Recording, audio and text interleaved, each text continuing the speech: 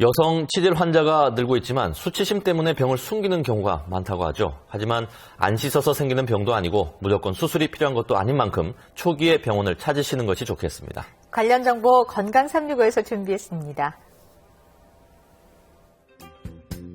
보통 치질하면 남성 환자가 더 많을 거라고 생각하시죠? 하지만 최근 5년 사이에 20대를 중심으로 여성 환자가 부쩍 늘었습니다.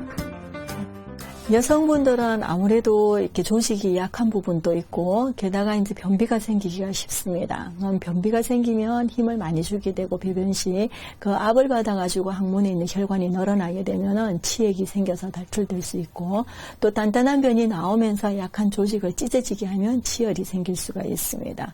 그 외에도 임신 시에는 복압이 많이 올라가기 때문에 그 누르는 힘에 의해서 항문 쪽에 우열이 생기면서 치액이 생길 수가 있습니다. 여성은 항문 점막이 찢어지는 치열이나 항문 바깥쪽에 피부가 늘어나는 외치질 환자가 많습니다.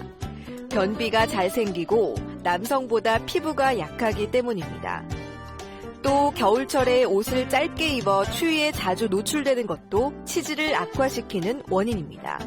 아무래도 이제 항문에서 출혈이 있다든지 통증이 있을 때, 그런 때는 꼭 검사를 해야 되겠죠. 그 외에도 이제 항문에 탈출이 있을 때 검사를 하게 됩니다. 통증이 없이 출혈이 있는 경우에도 검사를 해야 되는데요. 지금 당장 뭐 항문에 뭐가 나와 있는데 불편한 게 없다. 그런 경우에 이제 검사를 안 하는 경우가 많습니다. 근데 여성분들의 경우에는 그런 경우에 꼭 검사를 한번 해보시는 게, 이 혈관이 늘어나서 나와 있는 게 치질이기 때문에 이 부분이 만약에 임신을 하게 된다든지 이러면 복압이 많이 올라가며 혈류가 정체되면서 혈전성 치액으로 변해버리면 통증이 심해지거든요. 그럼 임신 중에 문제가 생길 수 있기 때문에 미연에 검사를 해보시는 게 좋을 것 같습니다. 수치심과 수술에 대한 부담감 때문에 고통을 참는 여성분들이 많습니다. 하지만 실제로 수술이 필요한 경우는 10명 중 3명 정도에 불과합니다. 수술을 하더라도 최근에는 통증도 거의 없고 예후도 좋습니다.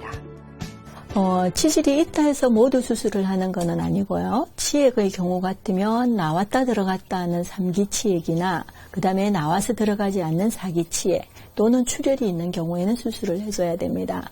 치열의 경우에는 만성화가 되어서 흉터 조직이 자라면서 항문이 좁아져 있는 경우 같으면 수술을 해줘야 되는 거고, 급성치열은 수술하지 않고 관리를 하게 됩니다.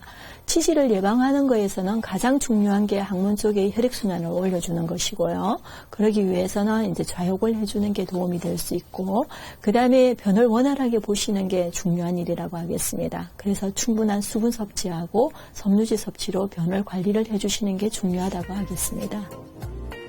임신 중에는 없던 치질도 생길 수 있습니다. 임신 중에 치질이 심해지면 조산과 유산의 위험이 높아지는 만큼 임신 계획이 있다면 미리 치료를 받으시는 게 좋겠습니다. 건강365였습니다.